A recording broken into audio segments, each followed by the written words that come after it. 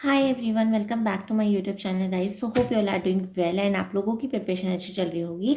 तो आज मैंने ये वीडियो बनाई है जान के, क्योंकि बहुत सारे बच्चे मेरे से क्वेश्चन कर रहे थे कि दीदी हम एसबीआई क्लर्क की तैयारी कैसे करें मेंस के लिए। तो मैं आज आपके लिए एक डिटेल में सॉल्यूशन लाई हूँ और इसको मैंने बहुत ध्यान से एनालिसिस करा, उसके बाद में मैंने बनाया है कि ये चीज़ आप लोगों के लिए वर्क करेगी कि नहीं करेगी। तो चलिए सबसे पहले हम स्टार्ट करते हैं कि हम कैसे एसबीआई क्लर्क मेंस में 90 प्लस मार्क्स स्कोर कर सकते हैं।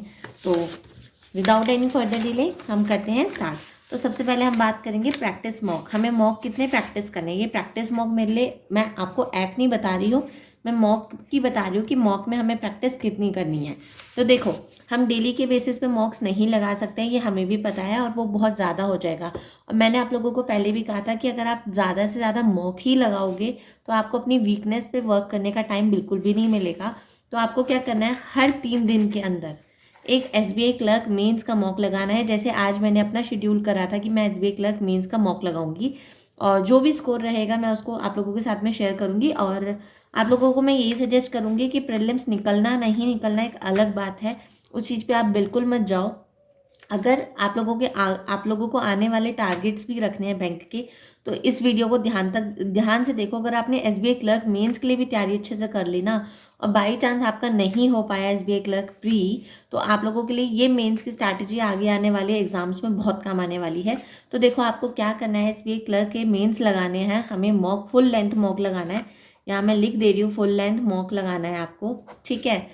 हर 3 दिन में एक बारी, एक दिन में लगाओ उसको। जैसे आज आप लोगों ने मॉक लगाया, उसके बाद में कल उसको एनालिसिस करो, और जब आप उसको एनालिसिस करोगे उसके बाद में तीसरे दिन, मतलब कि पहले दिन मॉक, दूसरे दिन ये, और तीसरे दिन ये, इसके अंदर आपको क्या करना है, जो आपके एनालिसिस में आपको पता चला कि आपके वीक एरिया है, उसकी कॉपी बनानी है, और उसके बाद में उसकी प्रैक्टिस करनी है आपको बहुत अच्छे से, ठीक है। आप वीडियो सोर्सेज ले सकते हो, आप पीडीएफ सोर्सेज ले सकते हो, या फिर आप गाइडली की पीडीएफ फॉलो कर सकते हो मेंस के लिए, ठीक है। उसके बाद में अब हम बात करेंगे रीजनिंग के लिए। मैं बात करती हूँ क्योंकि हम आधा आधा करके बात करेंगे, और अच्छे से हम डिटेल में इस चीज़ को क्लियर करेंगे कि हमें कैसे प्रैक्टिस करनी है। तो रीजनिंग में देखो, हमारे 2 पार्ट होते हैं। एक होते हैं मिसलिनियस पार्ट, जिसके अंदर हमारी सलॉग्स, क्वाड्रेटिक इक्वेशंस, हमारी input output, coding decoding, Chinese decoding आती है, और एक आती है हमारा पजल सेक्टर।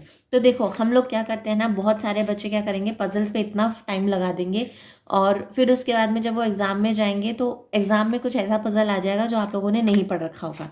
तो अब क्या होगा, आपका डिमोटिवेशन हो जाएगा बहुत ज़्यादा, और आप पूरा एग्ज़ाम इस चक्कर में ख़राब कर दोगे। आपको ऐसा नहीं करना। आपको पजल लगानी है, 3 सेट लगानी है डेली के, या तो डेली लगा लो या ऑल्टरनेट लगा लो, या फिर आप ऐसा रख लो, ऑल्टरनेट डेज पे पजल और मिसलिनियस पार्ट की प्रैक्टिस रख लो। 3 सेट्स लगाने हैं, इससे ज़्यादा बिल्कुल नहीं जाना कहीं पे भी। रीज़न बता देती हूँ, क्योंकि कोई फ़ायदा नहीं अगर आप सिर्फ पजल से प्रैक्टिस अपनी लगाते रहोगे, क्योंकि जो मिसलिनियस पार्ट होता है ना, सबसे ज़्यादा नंबर यही कवर करता है, और हम इसको बहुत ज़्यादा नेग्लेक्ट कर देते हैं। तो अब हमें वो चीज़ नेग्लेक्ट नहीं करनी है, बहुत अच्छे से हमें चीज़ को समझना है। तो अब हमें क्या करना है, पजल्स का मैंने आप लोगों को बता दिया। पजल्स में आपको प्रैक्टिस करनी है 3 सेट्स की डेली के बेसिस पर, या फिर ऑल्टरनेट डेज पर।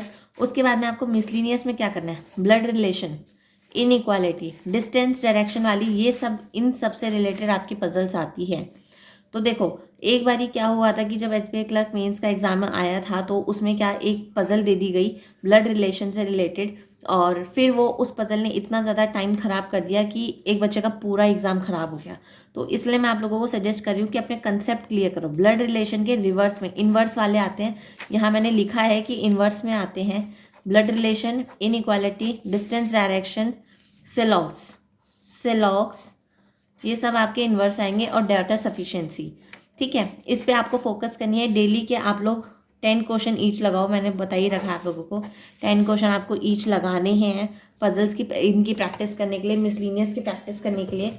उसके बाद में आती है क्रिटिकल रीजनिंग। क्रिटिकल रीजनिंग बहुत इंपॉर्टेंट रोल प्ले करती है हमारे एग्जाम को, चाहे निकलवा सकती है चाहे हमको डुबा सकती है। तो critical reasoning is related to the English, ठीक है। अगर आपकी इंग्लिश अच्छी है, आपका एडिटोरियल पढ़ना अच्छा है, आपका कॉम्प्रीहेंशन अच्छा है, तो आप क्रिटिकल रीजनिंग बहुत अच्छे से कर सकते हो। मैं आपको गारंटी दे रही हूँ कि अगर आपने इंग्लिश की में कमांड बना दी, एडिटोरियल में कमांड बना ली ना अपनी, तो क्रिटिकल रीजनिंग आपकी बहुत अच्छी निकल सकती है। क्योंकि क्रिटिकल रीजनिंग हमारी रीडिंग एंड अंडरस्टैंडिंग हमारी मांगती है, ठीक है। आप स्कोर कर सकते हो, स्कोरिंग टॉपिक होता है ये। 10 क्वेश्चन आप लगाओगे ऑल्टरनेट डेज पे, जिस दिन आप मिसलेनियस की प्रैक्टिस करोगे आप इसको 10 क्वेश्चन लगाओ और एडिटोरियल पढ़ो। एडिटोरियल पढ़ो, प्रीलिम्स लेवल के नहीं, मेंस लेवल के एडिटोरियल पढ़ो, वो आप लोगों को ज़्यादा हेल्प करेगा, ठीक है। उसके बाद में इनपुट आउटपुट की प्रैक्टिस करो। देखो इनपुट आउटपुट में क्या है ना, ये वैसे तो स्कोरिंग टॉपिक है, लेकिन अगर ये स्कोरिंग टॉपिक तभी बन सकता है अगर आपने जो आपको इनपुट दे रखा है उसको अच्छे से डिकोड कर लिया। उसको अगर आपने एक ही बारी में डिकोड कर लिया, एक या दो बारी में, तो आपके 5 नंबर दिलवा देगा, अदरवाइज़ ये आपको डुबा सकता है। तो इस बात को बहुत अच्छे से ध्यान रखना। उसके बाद में हम बात करेंगे यहाँ पे current and general awareness. Current and general awareness को बिल्कुल भी नेगलेक्ट करने की ज़रूरत नहीं है, मैं बता रही हूँ आप लोगों को, क्योंकि लास्ट 6 मंथ की जो करंट अफेयर रहेंगी, जो अक्टूबर से अप्रैल तक है, बहुत इंपॉर्टेंट रहेगी। ये 2024 और 2025 की आपकी करंट अफेयर रहेगी। मैं आप लोगों को इसके लिए सजेस्ट करूँगी परचम क्लासेस। परचम क्लासेस आप फॉलो कर सकते हो, और स्मार्ट कीड़ा आप लोग फॉलो कर सकते हो। अगर आपके पास में कोई वीडियो सोर्स है लाइक आशीष गौतम सर का या फिर किसी भी फैकल्टी का, अगर आप हर्षल अग्रवाल सर को फॉलो कर रहे हो, देखो टीचर्स सब अच्छा देते हैं। करंट अफेयर घुमा फिरा के वही है, बात इतनी सी है कि आप लोग जो टीचर फैकल्टी हमको एक्सप्लेन कर रहा है वो हमें किस तरीके से एक्सप्लेन कर रहा है और हमें कितना अच्छे से समझ में आ रहा है। तो लास्ट 6 मंथ्स की करंट अफेयर कर लो, 50 मार्क्स का आएगा, 50 क्वेश्चन आने वाले हैं। स्कोरिंग हो सकता है, आप आराम से 30-35 प्लस में कर सकते हो।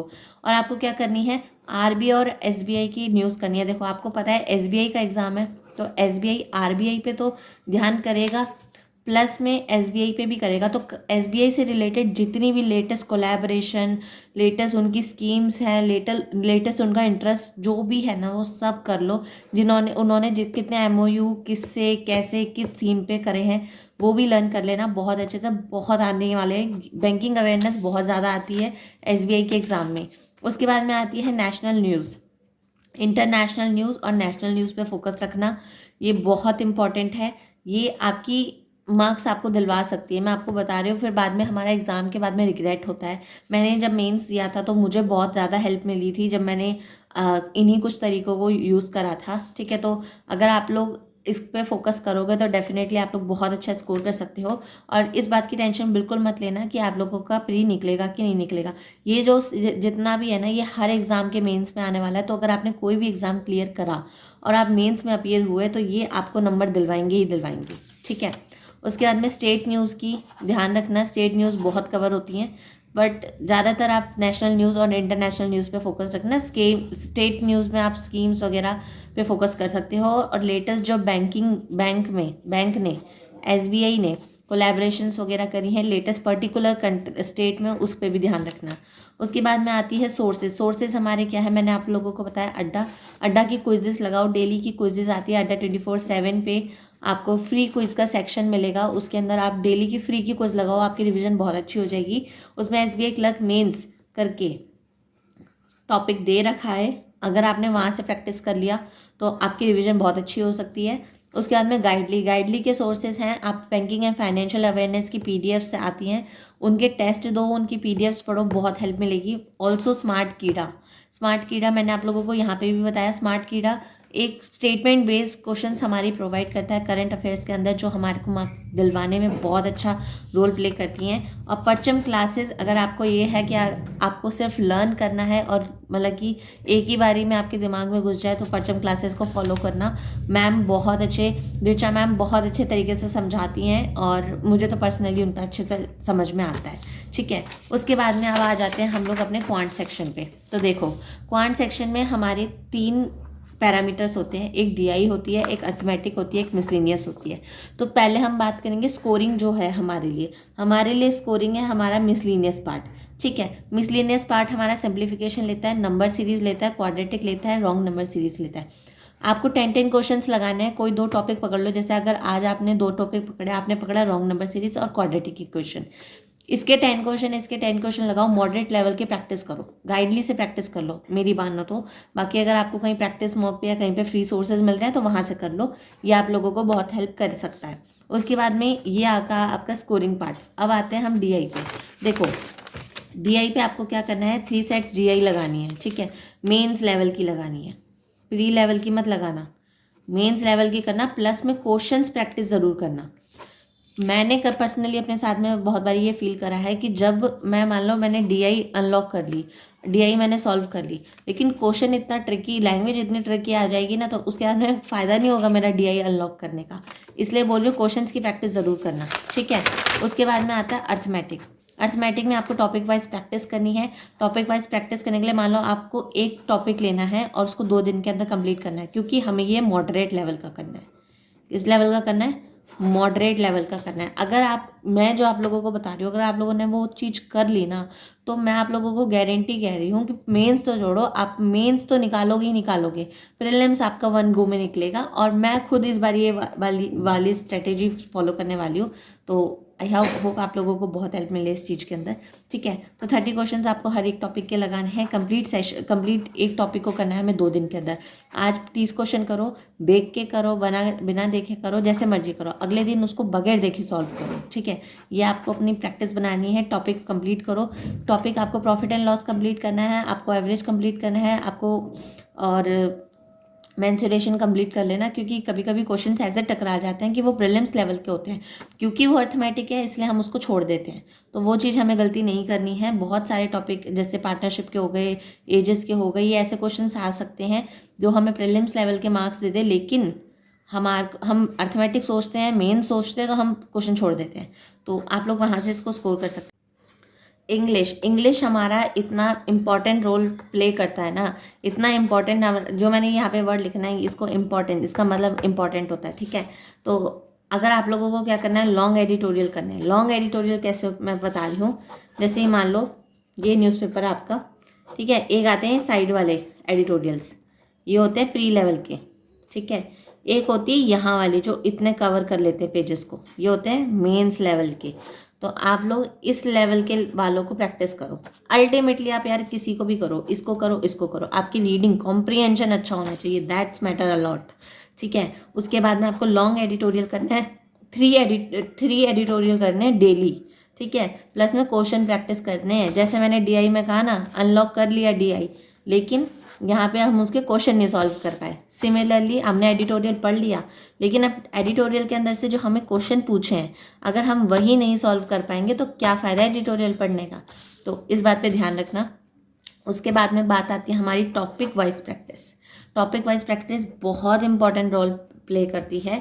तो आप लोगों को क्या करना है, सेंटेंस कंप्लीशन का moderate level, odd one out का moderate level. Odd one out ये रीजनिंग वाला ऑड वन आउट नहीं होता, इसमें होता है कि आपको एक स्टेटमेंट दे दी, ठीक है। अब उसमें बोलेंगे कि इस स्टेटमेंट के बिहाफ पे बताओ कि इसकी एग्जाम्पशंस क्या होंगी, या फिर ये बोल सकते हैं कि इन जो ऑप्शंस हैं इनमें से ये पैसेज जो है, ये जो 2 लाइन है वो किससे रिलेट कर रही हैं। ऐसे क्वेश्चन आ सकते हैं। तो अल्टीमेटली आपकी कॉम्प्रिहेंशन चेक करा जाएगा कि आप क्या समझे, ठीक है। तो आपको क्या करना है, सेंटेंस कंप्लीशन की प्रैक्टिस करनी है। ऑड वन आउट आपसे ये पूछ सकता है कि अब ये ABCD दे रखा है, अब इनमें से पूछेगा कि कौन सा जो है वो इस पैसेज से रिलेटेड नहीं है। तो 3 कोई हो सकती हैं जो इस पैसेज से रिलेटेड होगी, और एक जो हो सकती है वो नहीं होगी, या फिर ऑल करेक्ट भी हो सकती है। तो इस बात को ध्यान रखना और कॉम्प्रिहेंशन पे फोकस करना। उसके बाद में आता है पैरा जंबल प्रैक्टिस करो। देखो प्रीलिम्स का पैरा जंबल बहुत ईजी होता है, बट हमें तो वो भी मुश्किल लगता है, ठीक है। तो मुझे तो प्रीलिम्स का पैरा जंबल भी मुश्किल लगता है। तो मैं कोशिश करती हूँ कि अगर बने तो बने, नहीं तो फर्स्ट और लास्ट ढूंढ के ख़त्म करो बात को, ठीक है। लेकिन पैरा जंबल में अगर हमें इंग्लिश में स्कोर बनाना है तो एक बार पैरा जंबल को सही से पढ़ लो। अगर आपने पैरा जंबल की प्रैक्टिस मेंस लेवल की सही कर ली ना, तो प्रीलिम्स तो अपने आप निकल जाएगा। उसके बाद में आता है अदर टॉपिक्स एज वेल हमें करने हैं, जैसे एरर डिटेक्शन हो गया, कनेक्टर्स हो गया, फिलिंग द ब्लैंक्स हो गया, फिलर्स हो गया, ये सब भी हमको करना है।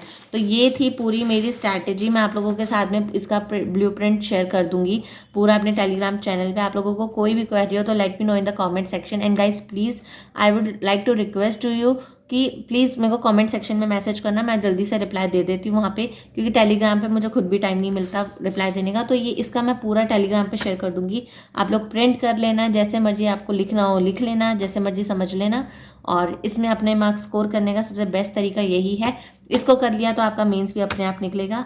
सो यही थी आज की वीडियो। मिलते हैं हम अगली वीडियो में। मैं ऐसे ही एक पर्टिकुलर सब्जेक्ट्स के हिसाब से भी, like SBI clerk mains, SBI clerk quants, SBI clerk GA CA सबके लिए लेकर आऊँगी। So this is all about this video guys. Thank you so much. Now we will meet in the next video. Bye bye.